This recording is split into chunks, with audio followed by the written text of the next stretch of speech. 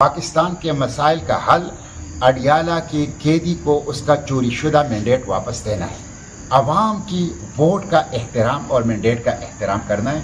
तो इंशाल्लाह true democracy के लिए, सिविलियन सुप्रीमेसी के लिए और स्क्रिप्टेड पार्लियामेंट नहीं, सॉवरन पार्लियामेंट के लिए जदोजहद जो है वो जारी रहेगी और मैं इस जदोजहद में इनके साथ हूँ इंशाल्लाह। अच्छा सर, महमूद खान चकजई साहब का, अल्लामा राजा नासिर साहब सेंटर साहब का, अखुनज़ादा हुसैन साहब का, उनके पूरे साथियों का ये आज मेरे पास मेरे घर पे आए हैं यहाँ।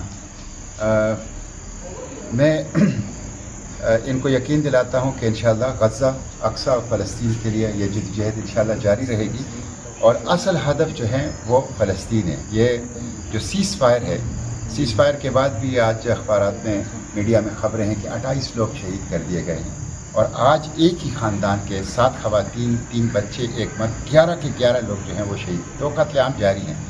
इसलिए पूरी आलमी बिरादरी की ज़िम्मेदारी है कि इस कत्लेआम को रोकें और 2 चीज़ें अहम हैं।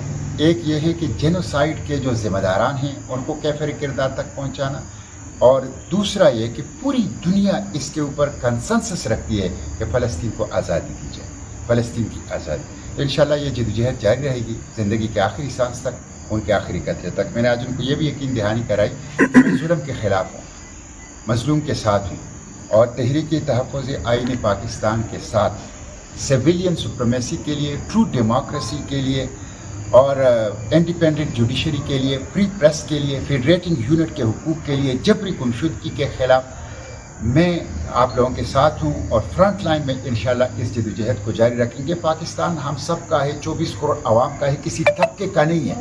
और मैं तो इनसे भी मैंने ये कहा कि देखें, और हुकूमत से भी ये कहता हूँ कि ट्रंप की चापलूसी और खुशामद और ग़ुलामी पाकिस्तान के मसाइल का हल नहीं है। पाकिस्तान